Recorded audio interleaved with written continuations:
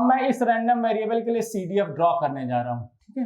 तो ये लिख लेना, जो इसका स्मॉल x का फंक्शन है, this small x is independent variable, जिसका आपका fxx क्या है, फंक्शन है। फंक्शन हमेशा किसी इंडिपेंडेंट वेरिएबल का होता है, तो ये एक सिंगल इंडिपेंडेंट वेरिएबल का फंक्शन है।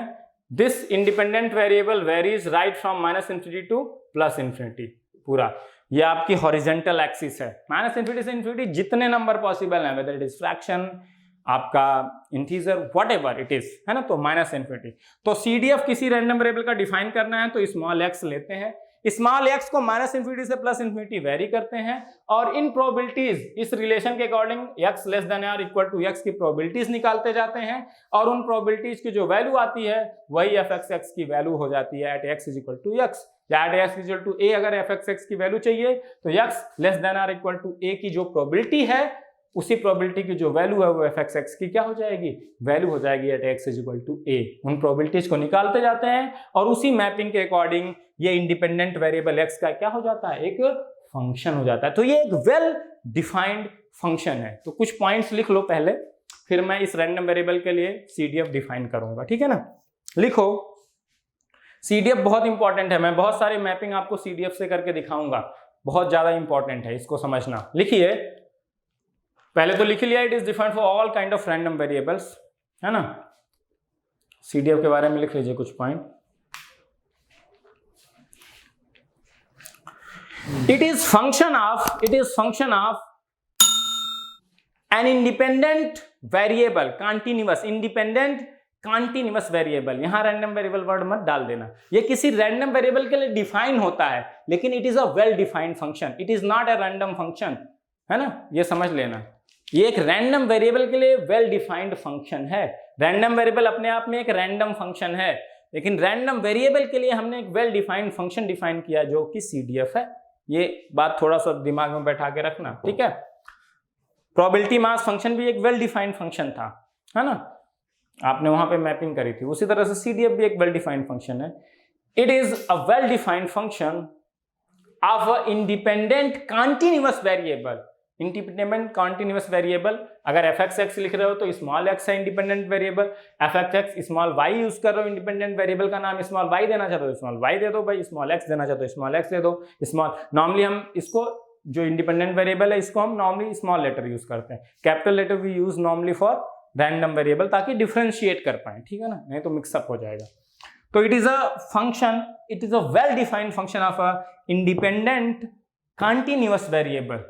ये जो हॉरिजॉन्टल एक्सिस है, इंडिपेंडेंट एक्सिस इसको बोलते हैं, वो एक कॉन्टिन्यूअस वेरिएबल है। -∞ से कॉन्टिन्यूअस मतलब -∞ से इन्फिनिटी में जितनी वैल्यूज पॉसिबल है, whether it is fraction, integer, सब वैल्यूज वो लेगा, ठीक है ना।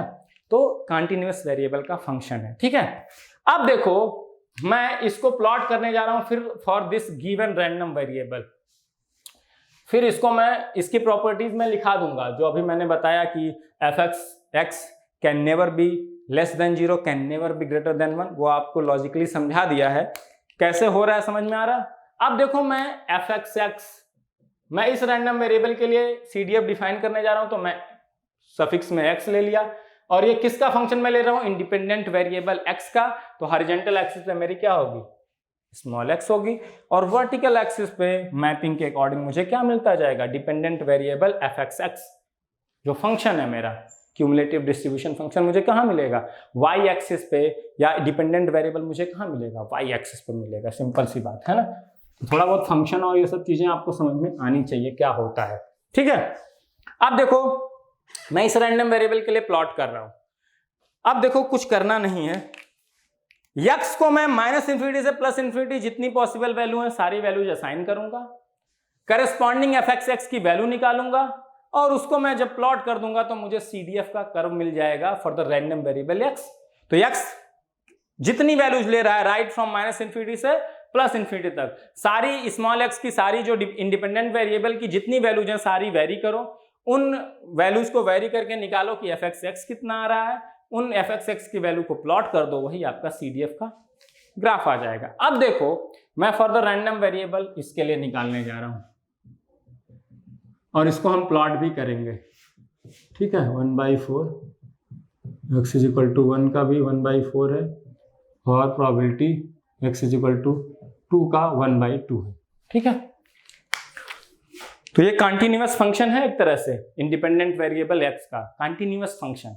हमेशा whether you define it for discrete random variable, whether you define for continuous random variable, the CDF cumulative distribution function is a continuous function of independent continuous variable x, उसका function है।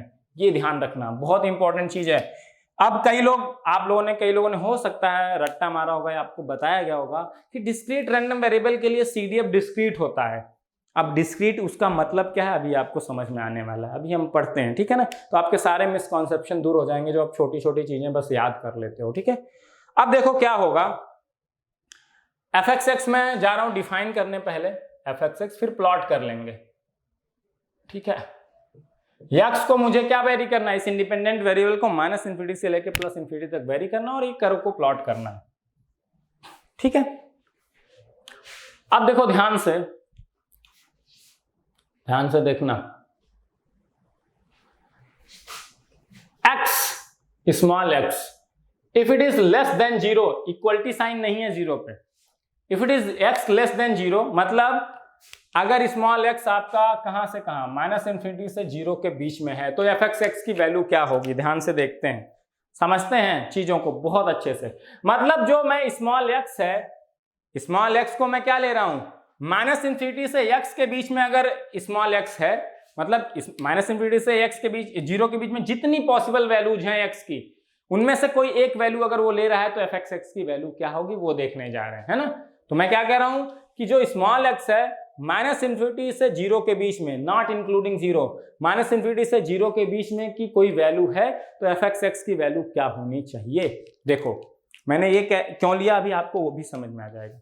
तो हम क्या लिखेंगे, ऑब्वियस सी बात है लिखेंगे इसके लिए। अब मैं इसके लिए डिफाइन करने जा रहा हूं, fx(x) क्या हो जाएगा, अगर x कहां से है -∞ से 0 के बीच में है तो fx(x) की वैल्यू क्या होगी बताओ, probability that x is less than और इक्वल टू x। अब मान लो x हमने ले लिया, इस रेंज में कोई x की वैल्यूज हम ले सकते हैं, हम इस रेंज के लिए fx(x) डिफाइन करने जा रहे हैं for the small x -∞ to 0। हमने स्मॉल x की वैल्यू लेट से -0.5 रख ली, तो क्या आएगा fx(x) -0.5 की वैल्यू क्या आएगी, probability that x is less than और इक्वल टू -0.5, है ना। जैसे एग्जांपल के लिए, जैसे हमने इस रेंज में कोई एक वैल्यू ले ली, मैं एग्जांपल के लिए ये, तो probability that x less than और इक्वल टू क्या आएगा -0.5। x 0.5 के बराबर या -0.5 है, -0.5 के बराबर या उससे कोई कम जो वैल्यूज ले रहा है उन सबकी प्रोबेबिलिटी का समेशन, यही तो हुआ। -0.5 के बराबर x हो या उससे कम हो उन सब की प्रोबेबिलिटी, यही तो बताना है। -0.5 के बराबर हो x या उससे कम हो, तो जो उस चीज की जो प्रोबेबिलिटी है वही हमें बतानी है ना। प्रोबेबिलिटी ऑफ x -0.5 के बराबर x हो या उससे कम हो, तो इस इवेंट की क्या प्रोबेबिलिटी है, that is going to be the value of fx(x) -0.5। तो अब देखो -0.5 के बराबर या -0.5 से कम, -0.5 के बराबर या उससे कम कौन कौन सी वैल्यूज, यहां x कैसा रैंडम वेरिएबल है, it is a discrete random variable. तो ये कोई डिस्क्रीट रैंडम वेरिएबल हमेशा क्या लेता है, कोई इंटीजर वैल्यू ही लेता है। तो x, ठीक है, हमें पता है जो ये कैपिटल X है क्योंकि CDF किसी भी के लिए डिफाइन होता है, तो यहां वाला जो x है हमें पता है ये डिस्क्रीट रैंडम वेरिएबल है जिसके लिए हम CDF ड्रॉ करने जा रहे हैं। तो अब देखो ये x जब डिस्क्रीट रैंडम वेरिएबल है तो ये कह रहा है x -0.5 के बराबर या उससे जो कम वैल्यूज ले रहा है उनकी प्रोबेबिलिटी बतानी है। तो मैं इसको ये लिख सकता हूं,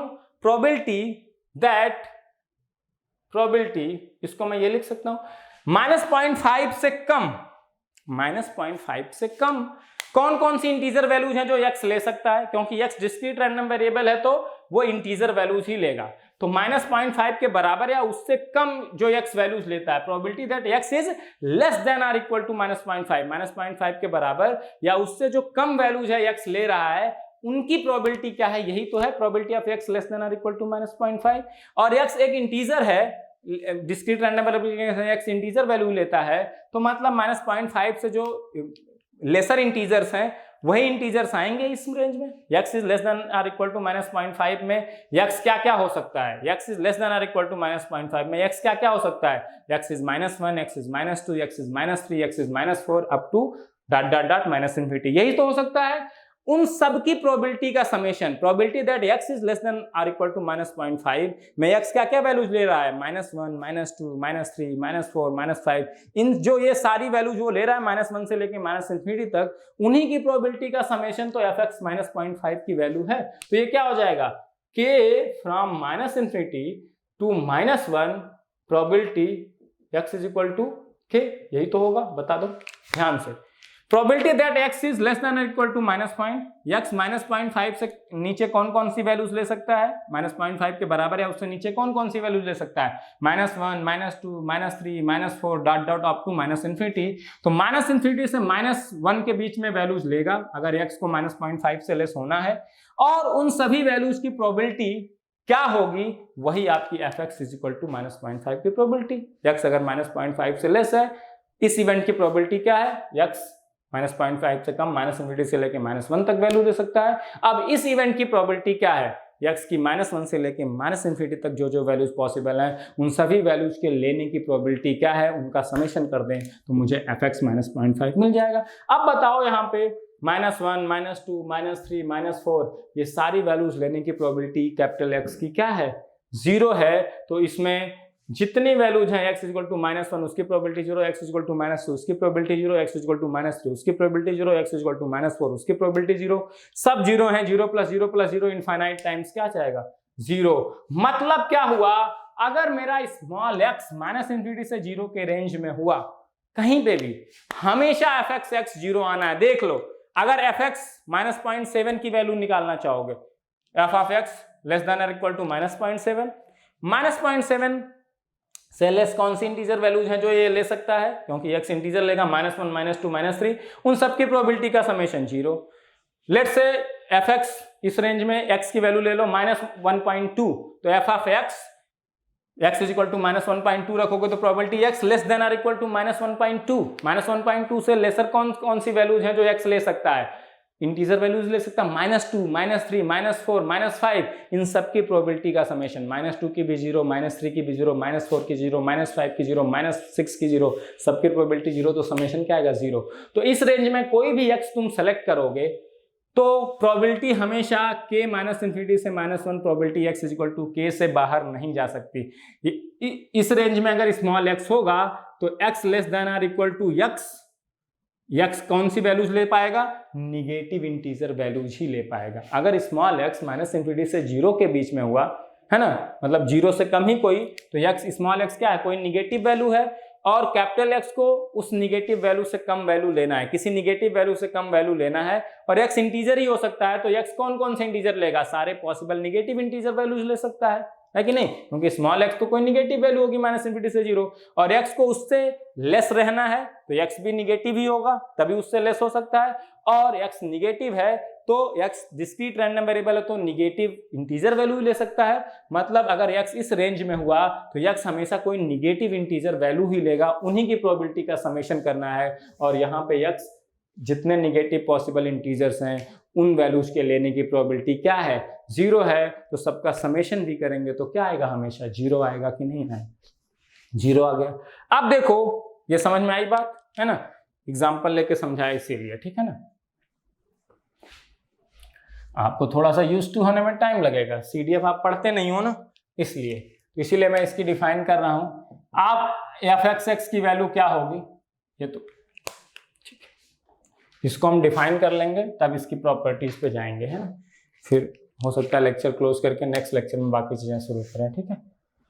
अब देखो x अगर 0 हो जाए, x इज इक्वल टू 0 पे वैल्यू निकालते हैं। देखो डिस्क्रीट रैंडम वेरिएबल में जो पॉइंट्स, जो रैंडम वेरिएबल जो वैल्यूज ले रहा है, उन वैल्यूज पे fx की वैल्यू जरूर निकालनी चाहिए, वो सबसे इंपॉर्टेंट पॉइंट होते हैं। तो x कौन कौन सी वैल्यूज ले रहा है, 0, 1, 2, तो स्मॉल x की इन वैल्यूज पे प्रोबेबिलिटी fx की वैल्यू निकालना बहुत ज्यादा जरूरी है, ठीक है ना, हमेशा याद रखो। तो हमें तो जो स्मॉल x था वो एक कंटीन्यूअस वेरिएबल था जो -इन्फिनिटी से +इन्फिनिटी तक वैल्यूज लेगा, और उन्हीं के करस्पॉन्डिंग fx को प्लॉट करना है। तो हमने पहला हाफ कंप्लीट कर लिया माइनस इन्फिनिटी से 0 तक, लेकिन लेस देन 0। जो स्मॉल एक्स अगर माइनस इन्फिनिटी से 0 तक जब वेरी होगा तो एफ एक्स एक्स हमेशा 0 ही मिलेगा मैपिंग के अकॉर्डिंग, है ना, मैपिंग के अकॉर्डिंग यही मिलेगा। अब अगर स्मॉल एक्स 0 हो जाए, है ना, हम पूरा माइनस इन्फिनिटी से प्लस इन्फिनिटी तक पूरा स्मॉल एक्स को वेरी करना और एफ एक्स एक्स को प्लॉट करना है। तो इस हाफ में तो हमने प्लॉट कर लिया। अब x इज इक्वल टू 0। अब हमेशा ध्यान देना डिस्क्रीट रैंडम वेरिएबल में जो इंटीजर वैल्यू रैंडम वेरिएबल लिया है उन पॉइंट्स को स्पेशली अलग से कैलकुलेट करना एफ एक्स एक्स की वैल्यू, स्मॉल एक्स की उन वैल्यूज के लिए।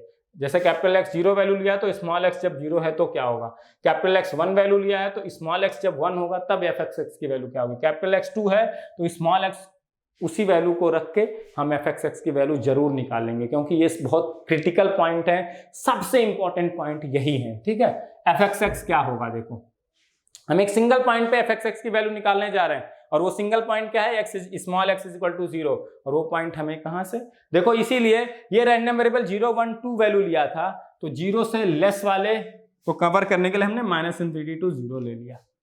अब अगला पॉइंट 0, फिर 0 से हम क्या लेंगे, अगली रेंज 0 से 1 लेंगे, फिर 1 पॉइंट पे निकालेंगे वैल्यू, फिर अगली रेंज 1 से 2 लेंगे, है ना, फिर 2 वैल्यू इंक्लूड करेंगे, फिर अगली रेंज 2 से कहां ले लेंगे, अप टू इन्फिनिटी। तो हमने जो ये रैंडम वेरिएबल जो वैल्यूज लिया है उन्हीं वैल्यूज के टर्म में स्मॉल एक्स एक्सिस को हमने डिवाइड कर दिया। तो पहला डिवीजन माइनस इन्फिनिटी से 0 तक, क्योंकि पहला पॉइंट इसका 0 पे है, फिर x इज इक्वल टू 0, फिर अगला division greater than x is equal to 0 and less than 1, अगला पॉइंट क्योंकि 1 आना है तो 0 से 1 के बीच, फिर 1 पॉइंट को इंक्लूड करेंगे, फिर 1 से 2 के बीच, फिर 2 पॉइंट को इंक्लूड करेंगे, फिर 2 के बाद कोई वैल्यूज है नहीं तो 2 से कहां तक, इन्फिनिटी तक। तो स्मॉल एक्स को इसी तरह से वेरी करके एफ एक्स एक्स की वैल्यू फाइंड करेंगे, है ना।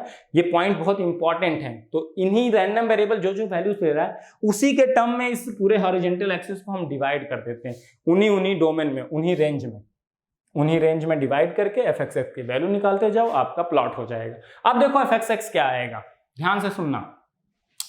एक्स इज इक्वल टू 0 पे क्या हो गया, हमें भाई सिंपल सी डिफिनीशन है, probability that random variable x takes the values less than or equal to 0। तो रैंडम वेरिएबल x 0 के बराबर या 0 से कम वैल्यू जो ले रहा है उनकी सबकी प्रोबेबिलिटी का समेशन, मतलब क्या हो गया। और यहां पे जो आपका डिस्क्रीट रैंडम वेरिएबल है तो वो जो डिस्क्रीट रैंडम वेरिएबल है वो अगर हमें निकालना इस रैंडम वेरिएबल के रिस्पेक्ट में probability that x is less than और इक्वल टू 0, तो ये डिस्क्रीट रैंडम वेरिएबल x केवल इंटीजर वैल्यूज लेता है।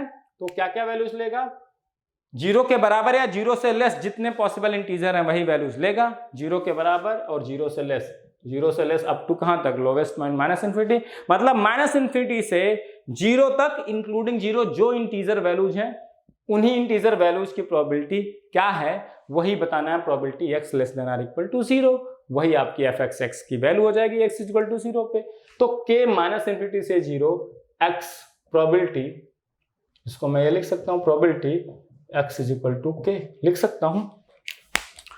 क्या कह रहा है, 0 के बराबर x 0 के बराबर या 0 से जो कम है वैल्यूज ले रहा है उनकी प्रोबेबिलिटी क्या है। तो x 0 के बराबर या 0 से कम कौन कौन सी वैल्यू ले सकता है, माइनस इन्फिनिटी से 0 तक जितने पॉसिबल इंटीजर है वही वैल्यूज ले सकता है इस रेंज में, 0 के बराबर या 0 से कम में, माइनस इन्फिनिटी से 0 तक जितने इंटीजर हैं वो, तो उन सभी इंटीजर वैल्यूज के लेने की प्रोबेबिलिटी का समेशन हो जाएगा probability that x less than और इक्वल टू 0, है ना।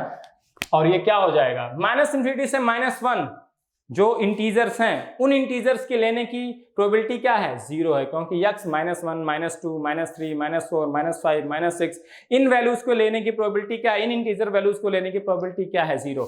तो माइनस इन्फिनिटी से -1 तक जितने इंटीजर हैं उन इंटीजर वैल्यूज को असाइन होने की रैंडम वेरिएबल x की लेने की प्रोबेबिलिटी क्या है, 0। तो हमें एक ही पॉइंट बचेगा जिसकी प्रोबेबिलिटी कुछ है, कौन सी, probability x is equal to 0 plus probability x is equal to -1 probability x is equal to -2 probability x is equal to -3, पीछे जाते जाओ, probability of x -1 x -2 x -3 x -4 x -5 up to minus infinity, ये सारे 0 हैं। तो ये summation 0 हो गया, बचा क्या, केवल x इज इक्वल टू 0 और x इज इक्वल टू 0 की प्रोबेबिलिटी क्या है, 1/4। तो ये क्या हो गया बेटा, एफ एक्स एक्स की वैल्यू 1/4 हो गई at x is equal to 0। बहुत ही इंपॉर्टेंट चीज है। अब सारी चीजें मिलती जा रही हैं, ये मैं थोड़ा सा रब कर देता हूं, है ना। अब देखो ध्यान से, इसीलिए इस पॉइंट को इंक्लूड और एक्सक्लूड करना बहुत जरूरी था। जैसे वो पॉइंट ऐड हुआ x इज इक्वल टू 0, तो random variable x is equal to 0 की लेने की कुछ प्रोबेबिलिटी है। तो इस पॉइंट के ऐड होते ही आपका fx 0 था x लेस देन 0 के लिए, जैसे 0 पॉइंट ऐड हुआ 0 से बढ़ के fxx की वैल्यू क्या हो गई 1/4 हो गई। ठीक है ना। अब देखो fxx की वैल्यू, अब अगला रेंज मैंने क्या बताया था कैसे बांटना है, अगली वैल्यू क्या, अब माइनस इन्फिनिटी से 0 तक आपने कवर कर लिया हॉरिजॉन्टल एक्सिस पे, स्मॉल एक्स को माइनस इन्फिनिटी से प्लस इन्फिनिटी वेरी करना है, ध्यान रखना। 1/4 आ गया। अब x क्या 0 इंक्लूड कर लिया, ग्रेटर देन 0, और अगले पॉइंट 1 को इंक्लूड ना करो, जैसे 0 को यहाँ इंक्लूड नहीं किया था फिर इंक्लूड किया, यहाँ 1 को छोड़ दिया, अगले में 1 को इंक्लूड करूंगा, फिर इसी तरह से, है ना। अगर x 0 से 1 के बीच में है, ठीक है, तो probability of x less than और इक्वल टू x, ये तो यही होता है।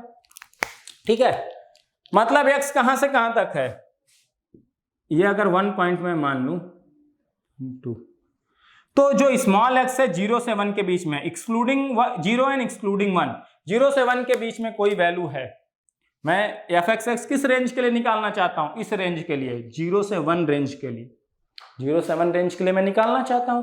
अब देखो यहां ध्यान से सुनो, probability that x less than और इक्वल टू x, अब स्मॉल x 0 से 1 के बीच में कोई वैल्यू, लेटर से एक वैल्यू कंसीडर कर लिया करो, 0.5 है, इस रेंज में मैं एक वैल्यू 0.5 ले लेता हूं, 0 से 1 के बीच में x क्या हो सकता है 0.5, 0.2, 0.3, तो एक वैल्यू ले लेता हूं, उसके लिए देखता हूं fxx क्या आता है। देखो जैसे x इस रेंज में एक वैल्यू x की कोई ले लो, x 0 से 1 के रेंज में है, तो x की कोई वैल्यू 0 से 1 के बीच में, जैसे 0.5 ले लिया, तो ये आएगा fxx की वैल्यू x इक्वल टू 0.5 पे क्या होगी, probability that x less than और equal to 0.5, x less than और इक्वल टू 0.5, और हम मुझे पता है कैपिटल X क्या लेता है, कोई इंटीजर वैल्यू, तो 0.5 के बराबर या उससे कम कौन कौन सी इंटीजर वैल्यूज होंगी, 0, -1, -2, -3, -4, -5, और उन सब की प्रोबेबिलिटी का समेशन, मतलब 0 से लेके -इन्फिनिटी तक जो वैल्यूज हैं उनकी प्रोबेबिलिटी का समेशन, और उनकी वैल्यूज का जब समेशन करना है -1 टू -इन्फिनिटी तक जो वैल्यूज हैं उनकी प्रोबेबिलिटी का समेशन तो 0, केवल एक पॉइंट बचा x इज इक्वल टू 0 जिसकी प्रोबेबिलिटी क्या है 1/4, तो ये भी 1/4 आएगा कि नहीं। 0.7 ले लो, probability that x less than और इक्वल टू 0.7, 0.7 के बराबर या उससे कम जो वैल्यूज x लेता है उनकी प्रोबेबिलिटी का समेशन, तो 0.7 से कम कौन कौन सी वैल्यूज ले सकता है, क्योंकि x तो कोई इंटीजर ही है, 0.7 से कम सबसे पहला इंटीजर क्या आएगा 0, फिर -1, -2, -3, तो -इन्फिनिटी से 0 तक जितने इंटीजर्स हैं उन सारे इंटीजर्स के लेने की टोटल प्रोबेबिलिटी निकाल दो, तो ये fxx की वैल्यू आ जाएगी फॉर दिस गिवन रेंज। तो इस रेंज में जब x को कोई कंसीडर करोगे और कह रहे हो आप उससे लेस, तो ये देखो प्रोबेबिलिटी ब्रेक हो जाएगी, k from -minus infinity to 0, probability x is equal to k, और इसमें -इन्फिनिटी से -n में probability x is equal to k का समेशन 0, और केवल बचेगा probability of x is equal to 0 and that could be 1/4। तो इस रेंज में भी आपको fxx क्या आया 1/4 ही आया।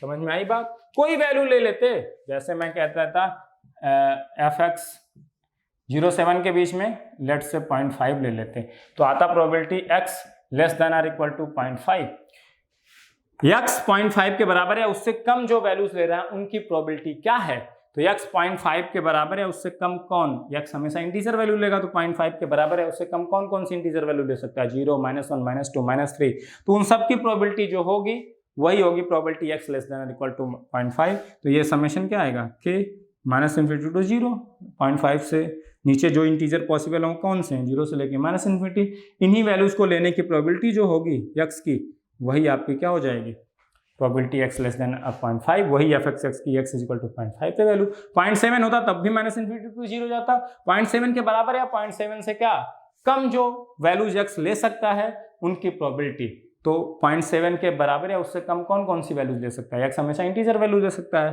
डिस्क्रीट में, तो 0, -1, -2, -3, फिर से वही प्रोबेबिलिटी, फिर से हमेशा, तो हमेशा क्या आएगा ये probability x is equal to 0, बाकी -इन्फिनिटी से -1 0, तो ये 1/4 आएगा। ठीक है, तो ध्यान से ये 1/4 आ गया।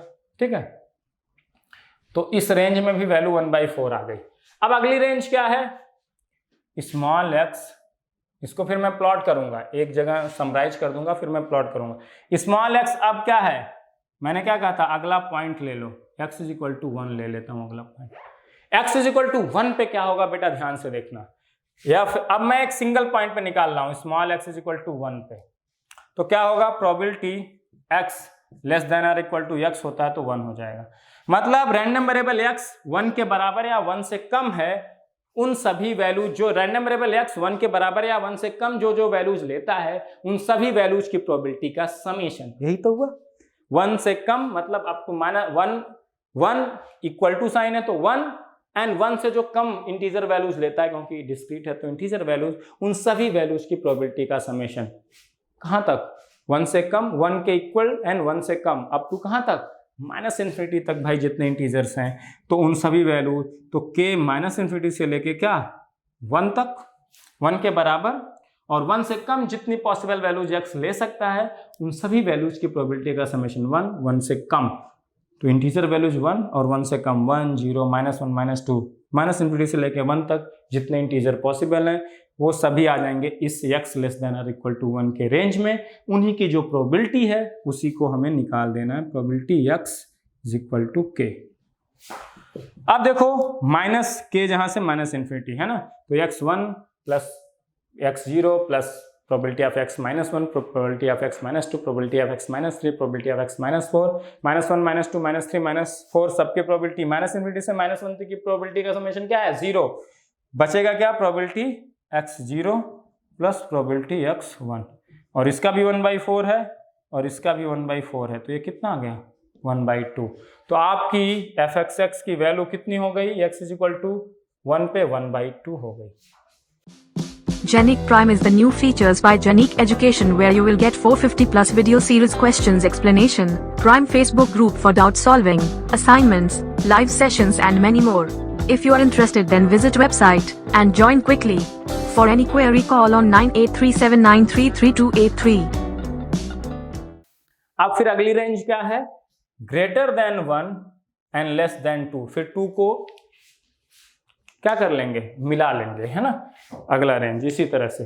अब देखो इस रेंज में ध्यान से देखो, 1 से 2 के रेंज में x कोई वैल्यूज लेता है तो हमें f(x) की वैल्यू तो हमेशा इसी रिलेशन से निकलनी है। अब आप थोड़ा बहुत सीख गए होगे तो मैं थोड़ा बहुत चीजें डायरेक्ट कर सकता हूं। Probability x less than or equal to x, ठीक है, इसी रिलेशन से निकालोगे।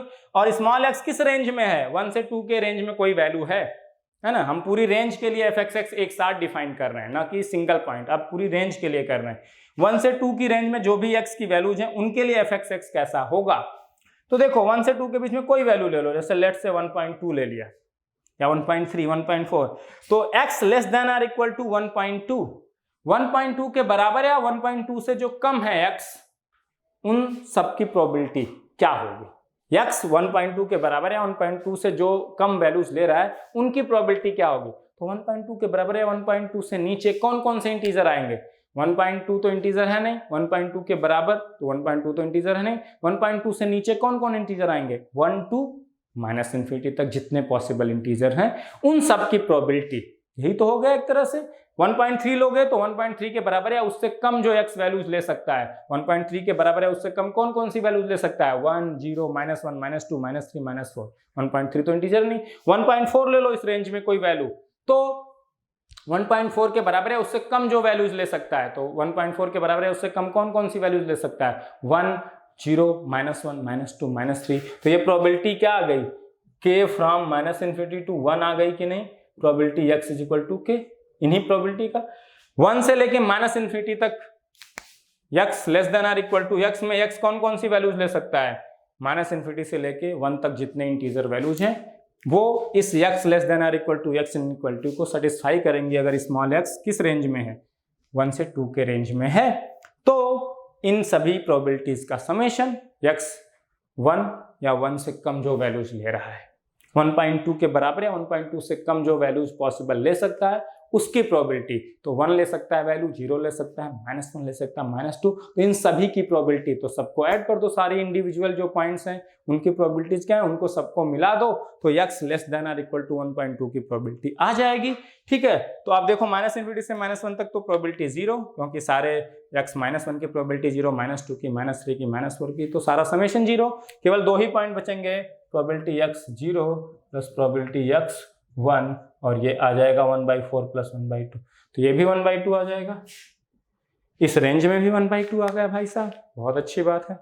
अब हम अगला point x is equal to क्या, 2। मैं इसको इसीलिए प्लॉट करना सिखा रहा हूं, बहुत ही ज्यादा इंपॉर्टेंट है, ठीक है ना। फिर इस लेक्चर को हम क्लोज करेंगे, अगले लेक्चर में इसी चीज को हम और थोड़ा सा एनालाइज करेंगे, ठीक है ना। Probability x is equal to 2 पे क्या होगी, ध्यान से देखना। तो ये सिंपली हो जाएगा, हमें f ऑफ x की वैल्यू चाहिए small x is equal to 2 पे, तो प्रोबेबिलिटी x लेस देन और इक्वल टू 2, तो x 2 के बराबर या 2 से कम जो जो वैल्यूज ले सकता है उन सभी की प्रोबेबिलिटी, उन सारी वैल्यूज को लेने की प्रोबेबिलिटी। तो x 2 या 2 से कम जो वैल्यूज ले सकता है, तो कौन कौन सी ले सकता है, k फ्रॉम -∞ से लेके 2 तक जितने पॉसिबल इंटीजर हैं वो सारे x लेस देन और इक्वल टू 2 में आएंगे। x 2 के बराबर या 2 से कम जो पॉसिबल वैल्यूज ले सकता है, तो कौन कौन सी वैल्यू ले सकता है, 2, 1, 0, -1, -2 अप टू ... -∞। तो -∞ से 2 के बीच में जितने इंटीजर हैं उनके लिए x लेस देन और इक्वल टू 2 होगा, ठीक है। तो अब प्रोबेबिलिटी x के, तो अब इसमें क्या आ जाएगा, -∞ से -1 तक जो वैल्यूज हैं इंटीजर वैल्यूज, उनको लेने की x की प्रोबेबिलिटी क्या है, 0। तो -∞ से -1 ये समेशन 0 हो जाएगा, बचेगा क्या क्या, probability x 0 plus probability x 1 plus probability x 2 is equal to 1/4 plus 1/4 plus 2/4 that is 1। तो इसकी वैल्यू क्या आ गई बेटा, x इज इक्वल टू 2 पे इसकी वैल्यू आ गई 1। अभी मैं एक साथ सबको लिख दूंगा, ठीक है ना, फिर इसके बाद सबको हम प्लॉट कर देंगे, ठीक है। ये आ गई वैल्यूज, आप लाइन से लिखते जाना, मैं थोड़ा सा आपको समझाते हुए करते जा रहा हूं, ठीक है ना। अब देखो अगला क्या आ जाएगा, जब x ग्रेटर देन 2। अब देखो पूरी एक्सिस कवर हो गई कि नहीं, ये -∞ से 0, फिर x is equal to 0 point आ गया, फिर 0 से 1, फिर 1 पॉइंट आ गया, ये भी आ गया, यहां तक एक्सिस कवर, फिर 1 से लेके 2 तक, फिर 2 पॉइंट आ गया, फिर 2 से ग्रेटर। तो अब स्मॉल x कहां से कहां वेरी करा दिए पूरा, -∞ से +∞, और f(x) निकाल लिए, यही आपका CDF हो गया। तो for small x greater than 2, small x greater than 2 के लिए f(x) क्या होगा, देखो f(x) अगर मैं कहूं स्मॉल x ग्रेटर देन 2, तो हमारे पास फार्मूला तो यही है, x लेस देन और equal to x। x greater than 2 में कोई वैल्यू जो स्मॉल x है 2 से ज्यादा है, अब हम जो ये f(x) निकाल रहे हैं, ये स्मॉल x क्या है, 2 से ज्यादा कोई वैल्यू है, इस रेंज के लिए हम निकाल रहे हैं। तो 2 से ज्यादा कोई वैल्यू ले लो, लेट से 2.3 ले लिया, लेट से 4.5 ले लिया, ये सारी वैल्यूज क्या है, 2 से ज्यादा है। तो अब मैं जैसे ही कहूंगा x, जैसे लेट से 4.5 कह लिया या 5 कह लिया, प्रोबेबिलिटी f(x) की value at x equal to 4.5 पे क्या होगी, x लेस देन और इक्वल टू 4.5, x 4.5 के बराबर है, उससे कम जो वैल्यूज ले सकता है, तो क्या होगा। अब x 4.5 के बराबर या उससे कम कौन कौन सी वैल्यूज ले सकता है, 4.5 तो ले नहीं सकता, उससे कम कौन सा इंटीजर है, 4, फिर 3, फिर 2, फिर 1, फिर 0, फिर -1, फिर -2, फिर -3, फिर -4, फिर -5, ऐसे मतलब -∞ से लेके 4 तक जो इंटीजर है वो वैल्यू ले सकता है for satisfying x less than और इक्वल टू x। तो इन सब की प्रोबेबिलिटी का समेशन क्या होगा, -∞ से -1 तक की प्रोबेबिलिटी का summation 0, probability of x equal to 0 plus probability of x equal to 1 probability of x equal to 2, ये 1 हो जाएगा, plus probability of x equal to 3 plus probability of x equal to 4, x equal to 3 की probability क्या है, 0, वो value ये लेता ही नहीं, तो उसकी प्रोबेबिलिटी क्या है, 0। Probability of x equal to 4 लेने की क्या है, 0, तो वो भी 0, और probability of x 0 plus probability of x equal to 1 probability of x equal to 2 क्या हो जाएगा, 1 हो जाएगा, 1/4 प्लस 1/4 प्लस 1/2। आप वैल्यू कंसिडर कर लो 6, प्रोबेबिलिटी f(x) की वैल्यू, x जब ग्रेटर देन 2, 2 में ग्रेटर देन 2 कोई वैल्यू ले लो 6, x लेस देन और इक्वल टू 6 क्या हो जाएगा, x 6 के बराबर या 6 से कम कौन सी वैल्यूज ले सकता है, 6 ले सकता है, 5 ले सकता है, 4, 3, 2, 1, इस तरह से -∞ से, तो -∞ से 6 तक वैल्यूज जो x लेगा उसके लिए x लेस देन और इक्वल टू x सेटिस्फाई होगा, क्योंकि x लेस देन और इक्वल टू 6 सेटिस्फाई होने के लिए x क्या क्या वैल्यूज ले सकता है, 6 से लेके अप टू -इन्फिनिटी तक। ठीक है, अब -इन्फिनिटी से 6 तक जो वैल्यूज x ले रहा है उसी की प्रोबेबिलिटी निकालनी है, टोटल प्रोबेबिलिटी। -इन्फिनिटी से अगर x वेरी करे -इन्फिनिटी से लेके अप टू 6 तक, तो इन सारी वैल्यूज की टोटल प्रोबेबिलिटी क्या होगी। तो -इन्फिनिटी से -1 तक की प्रोबेबिलिटी का समेशन तो 0, क्योंकि वो वैल्यूज लेने की प्रोबेबिलिटी 0 है। Probability of x equal to 0, probability of x equal to 1, probability of x equal to 2। इन प्रोबेबिलिटी का समेशन तो 1, फिर probability of 3, probability of 4, probability of 5, probability of 6।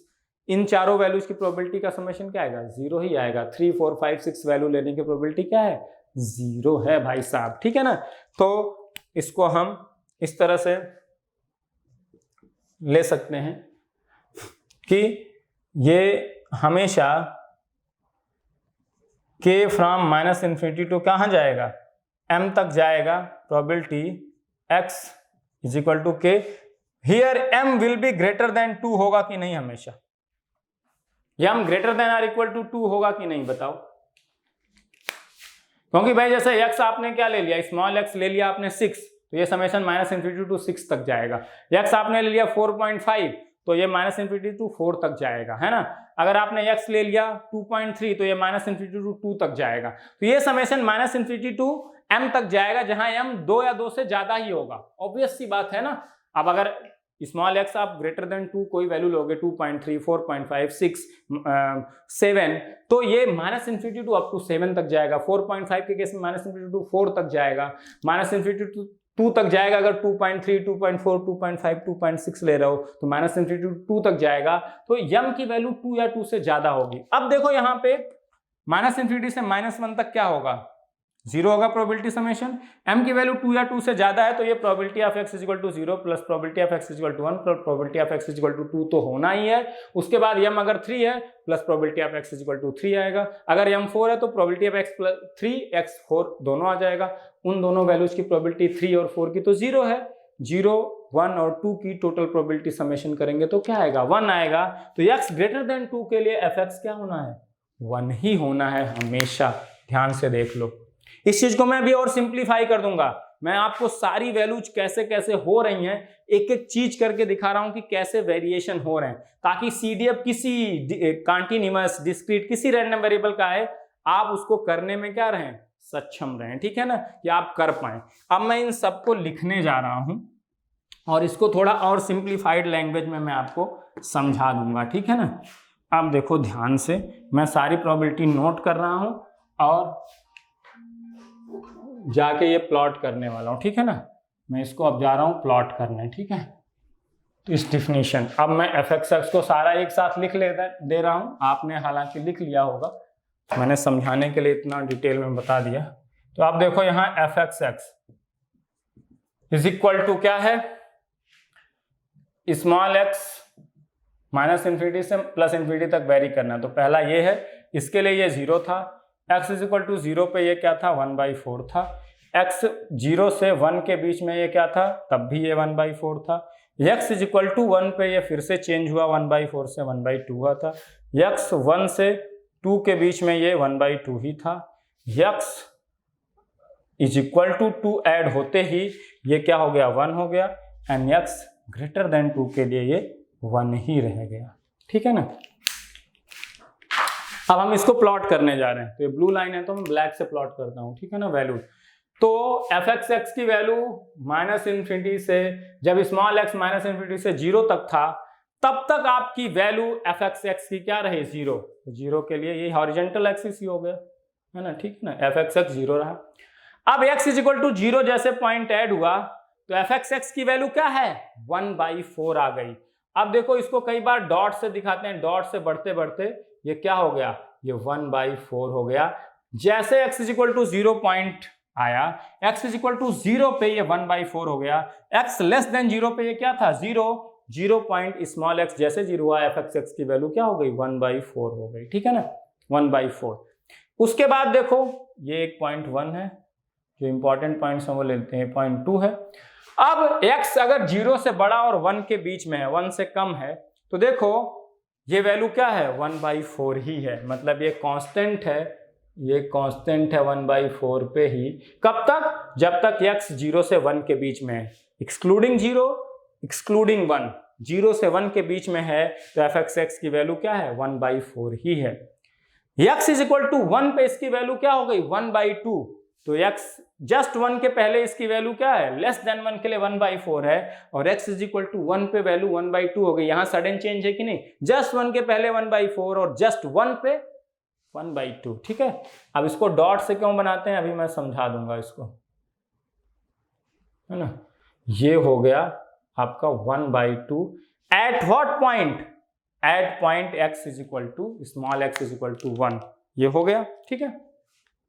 अब फिर 1 से 2 के बीच में ये 1/2 ही रहा, ये 1/2 ही रहा। ये है ना, ये इसके लिए, ये इसके लिए, ये इस रेंज के लिए, ये इस रेंज के लिए।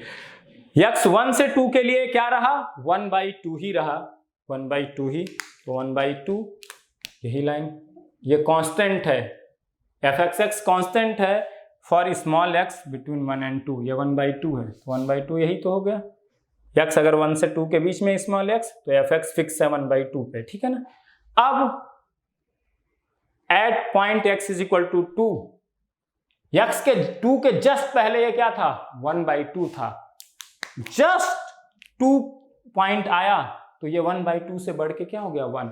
2 के जस्ट पहले 1/2 था, 2 इंक्लूड होते हुए ही 1/2 से बढ़ के क्या हो गया? 1 हो गया। तो हम इसको भी प्लॉट करते हैं।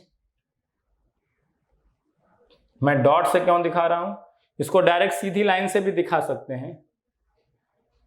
देखो ये हो गया आपका 1 हो गया, और x ग्रेटर देन 2 के लिए तो ये हमेशा 1 ही है। x ग्रेटर देन 2 यही है, तो आगे अब ये 1 ही रहने वाला है। अब ये इस f(x) को देख लो, मैंने जो एक एनालिसिस आपको बताई थी, f(x) can never be less than 0। देखो अगर ये निगेटिव y एक्सिस पे f(x) की कोई वैल्यू आती तो वो निगेटिव होती ना। x एक्सिस के नीचे अगर f(x) की कोई वैल्यू है तो वो निगेटिव है, x एक्सिस के अगर ऊपर कोई वैल्यू है f(x) की तो वो पॉजिटिव है। ऑब्वियस सी बात है ना, क्योंकि ये निगेटिव y एक्सिस है, ये पॉजिटिव y एक्सिस है, ठीक है। तो देखो ये 0 से नीचे है क्या f(x) कभी नहीं, 0 के बराबर है या मैक्सिमम 1 है। 1 के ऊपर f(x) की कोई वैल्यू है क्या? नहीं है, हो ही नहीं सकता। f(x) will always be between 0 and 1। देखो कुछ x के पॉइंट के लिए 0 है, कुछ पॉइंट्स के लिए 1/4, कुछ पॉइंट्स के लिए 1/2 एंड कुछ पॉइंट्स के लिए 1 है। लेकिन ये 1 से ज्यादा स्मॉल x की किसी वैल्यू पे ये 1 से ज्यादा नहीं हो सकता। 1 हो सकता है मैक्सिमम, या मिनिमम 0 हो सकता है। 0 से नीचे भी नहीं हो सकता स्मॉल x के किसी पॉइंट पे, है ना। हॉरिजॉन्टल एक्सिस पे जो वैल्यूज आप वेरी कर रहे हो उसके किसी भी पॉइंट पे f(x) निगेटिव नहीं हो सकता है, ना तो 1 से ज्यादा हो सकता है। 0 से 1 के बीच में ही रहेगा, इस ग्राफ से देख सकते हो। अब देखो यहाँ पे ये बड़ी इंपॉर्टेंट चीज है, मैं डिस्कस कर लेता हूं, फिर इसी के आगे मैं नेक्स्ट लेक्चर में कंटिन्यू करूंगा, क्योंकि लेक्चर नहीं तो थोड़ा लंबा हो जाएगा, ठीक है ना। मैं इसी लेक्चर को थोड़ा सा कंटिन्यू करता हूं, ठीक है। देखो जैसे आप यूनिट स्टेप फंक्शन आप बनाते थे, मैं देखो यूनिट स्टेप फंक्शन और इसमें डिफरेंस क्या है वो आपको समझाने जा रहा हूं। जैसे यूनिट स्टेप फंक्शन आप डिफाइन करते थे ना, ut ये 1 है, तो t लेस देन 0 के लिए ut क्या है? 0। t ग्रेटर देन 0 के लिए ut क्या है? 1। t इज इक्वल टू 0 पे ut क्या है ये आप डिफाइन नहीं कर पाते थे। It could be anything between 0 to 1।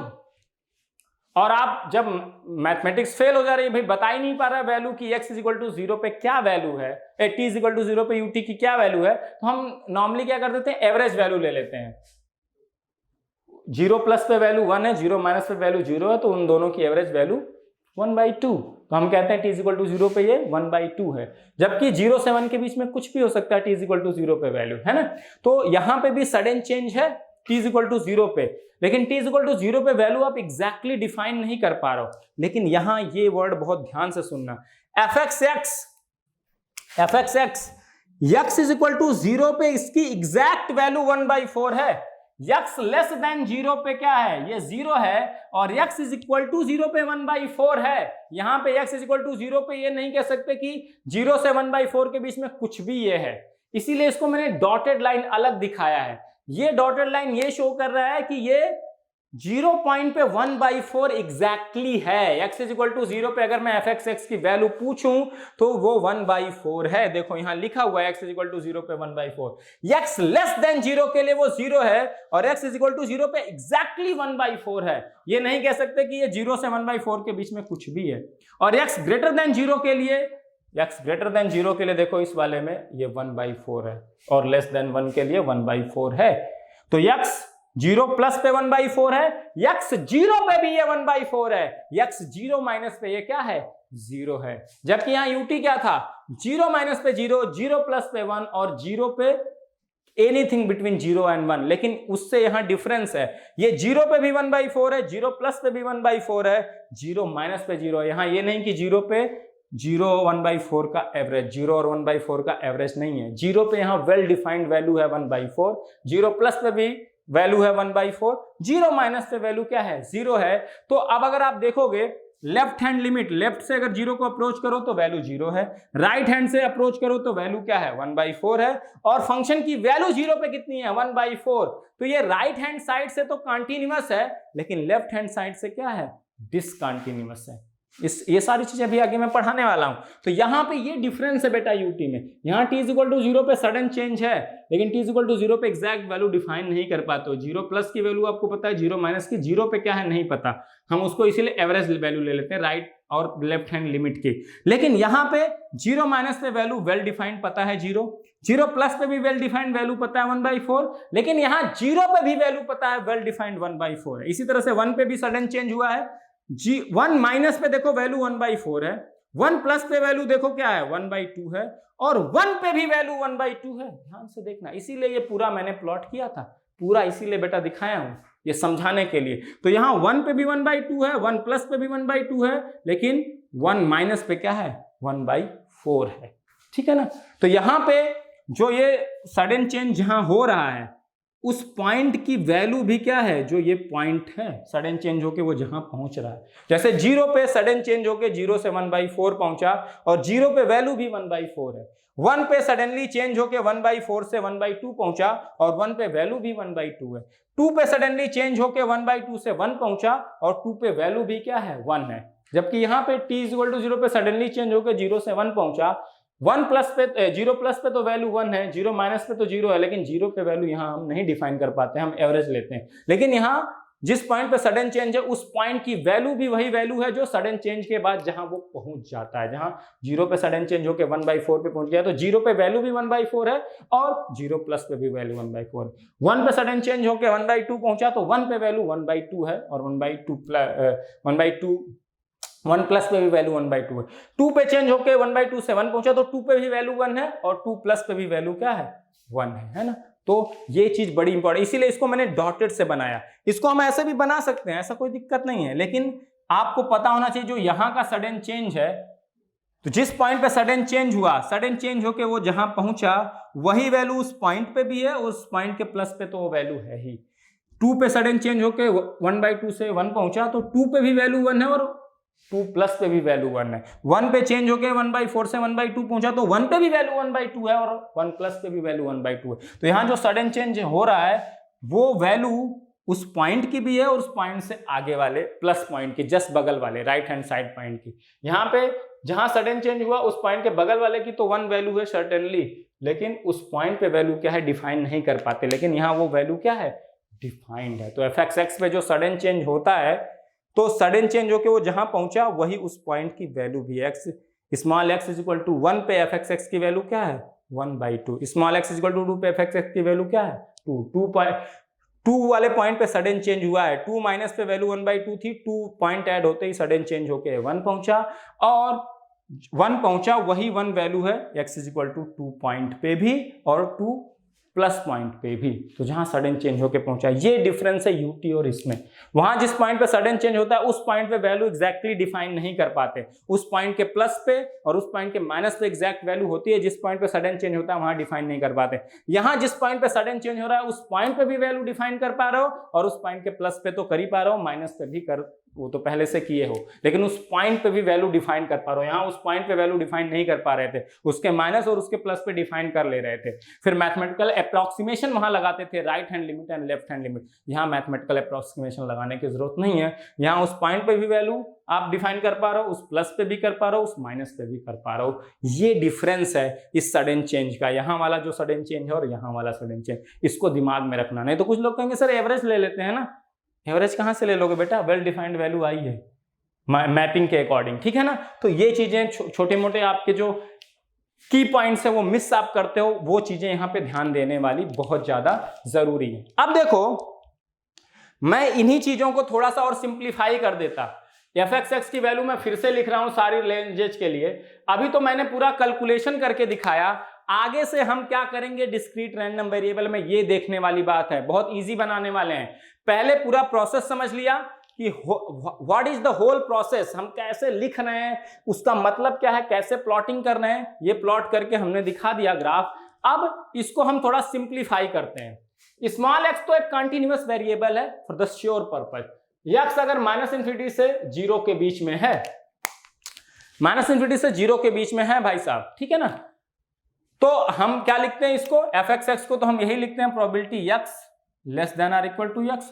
और जब स्मॉल x -∞ से 0 के बीच में है भाई साहब, तो x कौन कौन सी वैल्यूज ले सकता है, -1, -2, -3, -4।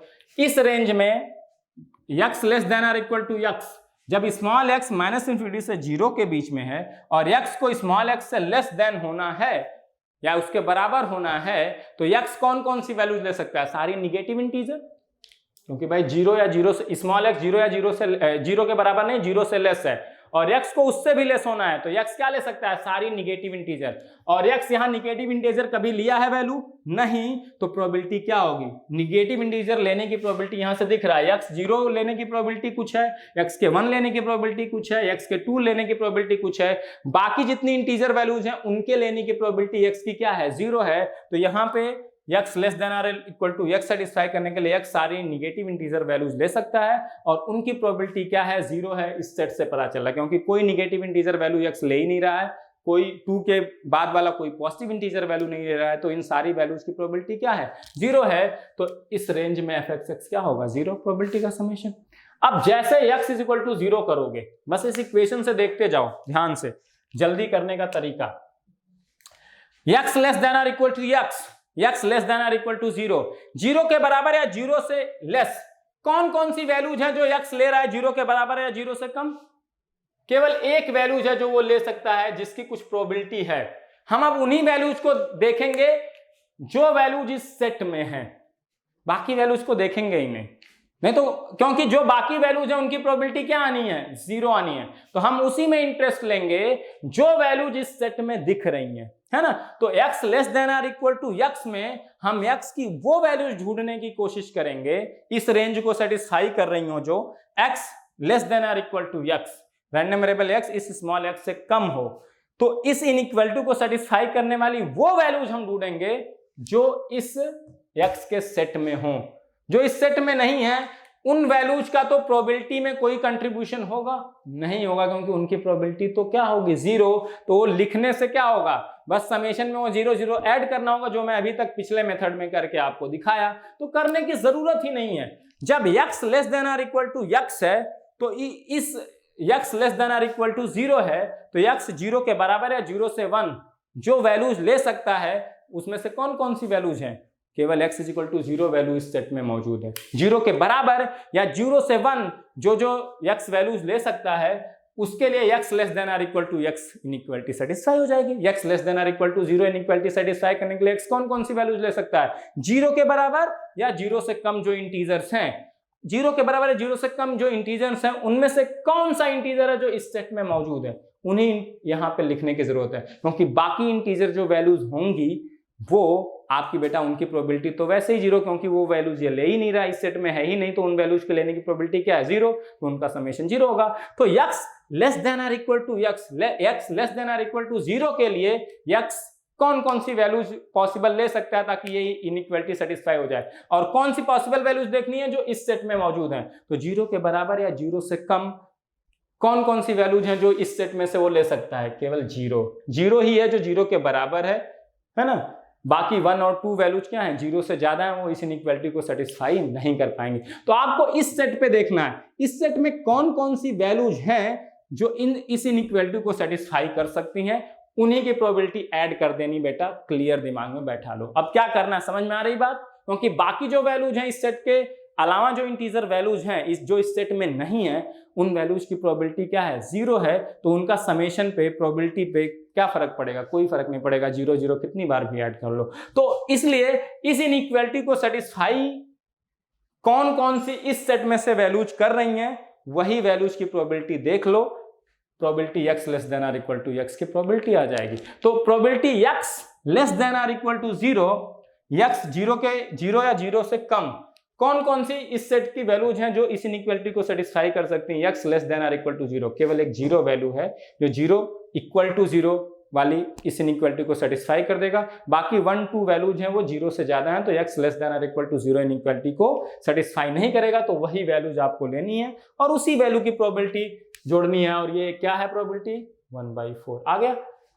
x 1 से 2 के बीच में हो, 0 से 1 के बीच में, x 0 से 1 के बीच में, ध्यान से देखते जाओ।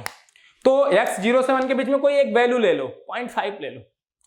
Probability x less than or equal to 0.5, 0.5 के बराबर या 0.5 से कम जो x की वैल्यूज हैं वो इस इनइक्वालिटी को सेटिस्फाई करेंगी, x less than or equal to 0.5 को। x जो वैल्यूज ले रहा है, जो वैल्यूज 0.5 के बराबर या उससे कम होंगी वो इस इनइक्वालिटी को सेटिस्फाई करेंगी। इस सेट में कौन सी x की वैल्यूज हैं जो 0.5 से कम है, वही इस इनइक्वालिटी को सेटिस्फाई कर जाएंगी। कौन सी वैल्यूज हैं?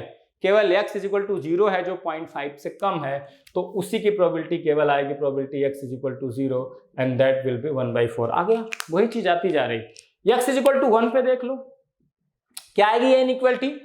Probability x less than or equal to 1, x random variable 1 के बराबर या 1 से कम है। अगर रैंडम वेरिएबल x 1 के बराबर या 1 से कम हो जाए तो ये इनइक्वालिटी ट्रू हो जाएगी। तो इस सेट में कौन सी वैल्यूज हैं जो x less than or equal to capital X less than or equal to 1 inequality को सेटिस्फाई करेंगी? कौन कौन सी values? x is equal to 0 और x इज इक्वल टू 1। 1 भी 1 के बराबर है क्योंकि 1 इक्वलिटी पे, 0 क्या है? 1 से लेस है। तो x की कौन कौन सी वैल्यूज हैं जो x less than or equal to 1 inequality को सेटिस्फाई करेंगी इस सेट में से? क्योंकि बाकी वैल्यूज तो और भी होंगी जो इस इनइक्वालिटी को सेटिस्फाई करेंगी, लेकिन उन वैल्यूज का प्रोबेबिलिटी क्या है? 0 है, तो वो समेशन पे कोई इफेक्ट नहीं डालेंगे, इसलिए उनको लेने का कोई मतलब नहीं। यही मैं समझाना चाहता हूं, है ना। तो x less than or equal to 1 को इस सेट में से कौन कौन सी वैल्यू सेटिस्फाई करेंगे? 0 और 1 सेटिस्फाई करेंगे, क्योंकि 0 भी लेस देन 1 है और 1 इक्वल टू 1 है। तो इस इनइक्वालिटी को सेटिस्फाई करने के लिए x क्या वैल्यू ले? 0 या क्या वैल्यू ले? 1। तो इन दोनों की प्रोबेबिलिटी का समेशन, तो small x is equal to 1 पे क्या आ गई वैल्यू? 1/4 प्लस 1/4 1/2 आ गई। अब x greater then 1 and less then 2 आ गया तो क्या आएगा?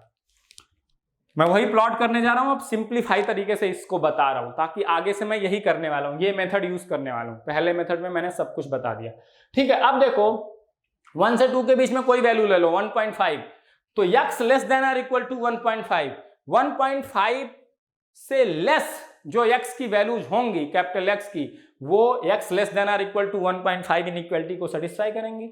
तो इस सेट में x की कौन सी वैल्यूज हैं जो 1.5 से कम है? 0 और 1।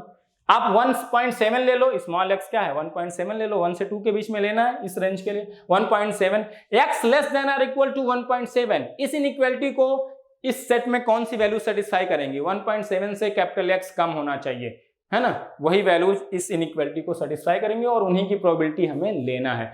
तो x लेस देन 1.7 कब होगा? इस सेट में कौन सी वैल्यूज हैं जो 1.7 से क्या है? कम है या इक्वल है? कौन कौन सी वैल्यू? 0 और 1 ही दो वैल्यूज हैं जो x less than or equal to 1.7 है, तो उन्हीं की प्रोबेबिलिटी क्या आएगी? समेशन आएगी। 1.7 से कम कौन कौन सी वैल्यूज x ले सकता है? 0 1, यहां दिख रहा है जो वैल्यूज ले सकता है जिनकी कुछ प्रोबेबिलिटी है। बाकी वैल्यूज भी ले सकता है, -1 -2 -3, लेकिन उनकी प्रोबेबिलिटी 0 है, तो उनका समेशन प्रोबेबिलिटी के टोटल जो इस चीज की प्रोबेबिलिटी निकालनी है इस इनइक्वालिटी की, तो बाकी जो प्रोबेबिलिटी 0 है उनको सम करने से इस प्रोबेबिलिटी पे x equal to 0 plus x equal to 1 पे कोई फर्क नहीं पड़ेगा। इसमें कितनी बार भी 0 ऐड कर दो, ये तो यही आने हैं ना, ठीक है। तो ये क्या हो जाएगा, फिर से ये 1/2 ही हो जाएगा। x इक्वल टू 2, तो प्रोबेबिलिटी x लेस देन और इक्वल टू 2 के बराबर या 2 से कम जो वैल्यूज x लेता है वो इस इनइक्वालिटी को सेटिस्फाई कर जाएंगे। x लेस देन और इक्वल टू 2 होना है तो x कौन कौन सी वैल्यूज ले सकता है, 2 या 2 से लेस। तो अब इस सेट में कौन कौन से वैल्यूज हैं जो इस इनइक्वालिटी को सेटिस्फाई कर सकती है, 2 के बराबर या 2 से कम, 0 भी 2 से कम है, 1 भी 2 से कम है और 2 2 के बराबर है। तो कौन कौन सी वैल्यूज हैं इस सेट में जो इस इनइक्वालिटी को x लेस देन और इक्वल टू 2 को सेटिस्फाई कर सकती हैं, 0, 1 और 2। तो अगर x को x लेस देन और इक्वल टू 2 होना है तो x कौन कौन सी वैल्यूज ले सकता है, 0 ले सकता है, ये 2 से लेस है, 1 ले सकता है, ये 2 से लेस है, 2 ले सकता है क्योंकि 2 के बराबर है, लेस देन और इक्वल टू 2 होना चाहिए। तो ये 3 वैल्यूज x ले सकता है, जिसके केस में x लेस देन और equal to x inequality satisfy हो जाएगी for small x is equal to 2। बाकी वैल्यूज भी ले सकता है लेकिन उन वैल्यूज की प्रोबेबिलिटी क्या है, 0 है, तो उनको ऐड करें ना करें कोई फर्क नहीं पड़ता है। 1/4 plus 1/2 plus 1/4 plus 1/4 plus 1/2 is 1। अब x greater than 2, x greater than 2 कोई भी ले लो, जैसे 3.5 ले लो, तो x लेस देन और इक्वल टू 3.5। तो इस इनइक्वालिटी को कौन कौन सी x, इस सेट की कौन सी वैल्यूज है जो x लेस देन और इक्वल टू 3.5 है, 3.5 के बराबर है, 3.5 से वैल्यू जो कम है उन्हीं वैल्यूज को लेना है। तो इस सेट में कौन कौन सी x की वैल्यूज हैं जो 3.5 के बराबर है, 3.5 से कम है, वही इस इनइक्वालिटी को क्या कर देंगे, सेटिस्फाई कर देंगे x लेस देन और इक्वल टू 3.5 को। तो कौन कौन सी वैल्यू है, 0 भी 3.5 से कम है, 1 भी 2 भी, तो तीनों का समेशन फिर से 1। स्मॉल x ग्रेटर देन 2 में ले लो 2.3, तो आपका क्या आएगा, f(x) 2.3 पे अगर वैल्यू निकालनी है, f of x less than और इक्वल टू 2.3, मतलब x 2.3 के बराबर या 2.3 से नीचे होना चाहिए, तो ये इनइक्वालिटी सेटिस्फाई हो जाएगी। तो इस सेट में x की कौन कौन सी वैल्यूज हैं जो 2.3 के बराबर या 2.3 से कम है, 0 भी 2.3 से कम है, 1 भी 2.3 से कम है, 2 भी 2.3 से कम है। तो 2.3 से तीनों वैल्यूज जो x ले सकता है, तीनों वैल्यूज 2.3 से कम है, तो तीनों वैल्यूज इस इनइक्वालिटी x लेस देन और इक्वल टू 2.3 को सेटिस्फाई करेंगे। तो उनकी प्रोबेबिलिटी का summation x is equal to 0 plus x is equal to 1 plus x is equal to 2, वो भी क्या आएगा, 1 आएगा। तो x कोई भी इस रेंज में वैल्यू लोगे ग्रेटर देन 2, तो हमेशा x की सारे सैंपल स्पेस आ जाएगा प्रोबेबिलिटी समेशन में, और टोटल प्रोबेबिलिटी के अकॉर्डिंग वो क्या हो जाएगा, 1 हो जाएगा। देख लो ना, ये 1 हो गया कि नहीं, ये 1 हो जाएगा, ठीक है ना। क्लियर, इतनी बात समझ में आई। तो हमें जब ये रेंज हम x की वेरी कर रहे हैं तो x लेस देन और इक्वल टू x में हमें x की वो वैल्यूज कंसीडर करनी है, केवल हमेशा ध्यान रखना है जो इस इनइक्वालिटी को सेटिस्फाइड करती हो, x की वो वैल्यूज लेना है जो इस इनइक्वालिटी को सेटिस्फाई करती हो और इस सेट में मौजूद हो। हमें बस वही वैल्यूज देखना है जो इस सेट में जो x जितने पॉसिबल वैल्यूज ले रहा है, उन वैल्यूज में से कौन सी वैल्यूज हैं जो x लेस देन और इक्वल टू x को सेटिस्फाई करती हैं, उन वैल्यूज के प्रोबेबिलिटी का समेशन कर दो। तो for that particular x you will get the f(x) value simply. जैसे x लेस देन और इक्वल टू 1.5, x जो ये 0 1 2 3 वैल्यूज ले रहा है, इस सेट में कौन सी वैल्यूज हैं जो x लेस देन और इक्वल टू 1.5 इनइक्वालिटी को सेटिस्फाई करती हैं। x इज इक्वल टू 0 1.5 से कम है, इनइक्वालिटी को सेटिस्फाई करता है। x इज इक्वल टू 1 1.5 से कम है, इनइक्वालिटी को सेटिस्फाई करता है। 2 सेटिस्फाई करता है, 2 इज ग्रेटर देन 1.5, तो लेस देन और इक्वल टू वाली इनइक्वालिटी इसके लिए नहीं। तो दो वैल्यूज इस सेट से हैं जो x लेस देन और इक्वल टू 1.5 को सेटिस्फाई करें, तो उन्हीं की प्रोबेबिलिटी बस ऐड कर दो। तो जो x लेस देन और इक्वल टू इस इनइक्वालिटी को सेटिस्फाई करने वाली वो वैल्यूज लेनी है जो इस सेट में मौजूद हैं, और उन्हीं की प्रोबेबिलिटी का समेशन कर दो, f(x) की वैल्यू मिल जाएगी। सिंपल, सारी पूरी रेंज निकालने की जरूरत नहीं। बाकी वैल्यूज भी x की होंगी जो इस इनइक्वालिटी को सेटिस्फाई करती होंगी, लेकिन वो इस सेट में नहीं होंगी, और इस सेट में नहीं होंगी तो उन वैल्यूज के x के उस वैल्यूज को लेने की प्रोबेबिलिटी क्या होगी, 0 होगी। तो समेशन पे कोई फर्क नहीं पड़ेगा, किसी 1/2 में मैं कितनी बार भी 0 ऐड कर दूं वो 1/2 ही रहेगा। सिंपल सी बात है ना। तो ये आ गया। अब हमने प्लॉट किया। अब इस प्लॉट में ये बात क्लियर थी कि यहाँ पे भी सडन चेंजेस हैं, लेकिन सडन चेंजेस जिस पॉइंट पे हैं उस पॉइंट पे हम वैल्यू वेल डिफाइंड कर पा रहे हैं। जैसे x इज इक्वल टू 2 पे there is a sudden change, 2 minus पे 1/2 था और 2 पे 1 पहुंच गया, लेकिन 2 पे वैल्यू भी 1 है, 2 प्लस पे भी वैल्यू 1 है और 2 माइनस पे वैल्यू 1/2 है। तो 2 पे सडन चेंज तो हुआ है और हम 2 पे वैल्यूज भी लेकिन डिफाइंड कर पा रहे हैं। 2 पे वैल्यू हम वेल डिफाइंड 1, हम x = 2 पे वैल्यू 1 है। ये नहीं कि 2 पे यहां से इस ग्राफ से कोई वैल्यू पूछे तो आपने कह दिया 2 प्लस पे जी 1 है, 2 माइनस पे जी 1/2 है, तो इन दोनों का एवरेज 1 + 1/2 डिवाइडेड बाई 2, तो 3/2 डिवाइडेड बाई 2 3/4 हो गया सर। तो x = 2 पे मैंने वैल्यू पूछा f(x) की इस ग्राफ से, तो आपने कह दिया सर 3/4 है क्योंकि there is a discontinuity, there is a sudden change, तो हम एवरेज लेंगे। यहाँ ऐसा नहीं है बेटा, जिस पॉइंट पे सडन चेंज हो रहा है उस पॉइंट पे भी वैल्यू डिफाइंड है, प्लस वाले पॉइंट पे उसके वैल्यू डिफाइंड है, माइनस वाले पे भी डिफाइंड है। ध्यान रखना, ये चीज बहुत इंपॉर्टेंट है f(x) में, तो ये चीज ये बताती है। ठीक है, ये लेक्चर अब मैं यहीं क्लोज कर रहा हूं। मैंने ये सिखाया f(x) कैसे प्लॉट करते हैं एक डिस्क्रीट टाइम सिग्नल के लिए। ठीक है, ये अभी मैं रब नहीं करूंगा क्योंकि मैं नेक्स्ट लेक्चर यहीं से शुरू करूंगा, जो ये मैंने प्लॉट कर रखा है मैं यहीं से स्टार्ट करूंगा नेक्स्ट लेक्चर। और नेक्स्ट लेक्चर में मैं आपको क्या बताने वाला हूं, f(x) जो क्यूमुलेटिव डिस्ट्रीब्यूशन फंक्शन है, जो कि एक जनरल फंक्शन है defined for any random variable, discrete और कॉन्टिन्यूअस और मिक्स्ड। तो डिस्क्रीट रैंडम वेरिएबल के लिए जब हमने उसको प्लॉट किया तो ऐसा प्लॉट आया। अब f(x) अगर डिस्क्रीट रैंडम वेरिएबल के लिए हमें CDF किसी डिस्क्रीट रैंडम वेरिएबल के लिए f(x) गिवन है, तो उसकी क्या क्या प्रॉपर्टीज होती हैं, उन प्रॉपर्टीज को कैसे आप यूटिलाइज कर सकते हो, है ना। तो उन प्रॉपर्टीज के बारे में मैं नेक्स्ट लेक्चर में यहीं से शुरू करूंगा और इसी ग्राफ से मैं बताऊंगा कि वो प्रॉपर्टीज क्या हैं।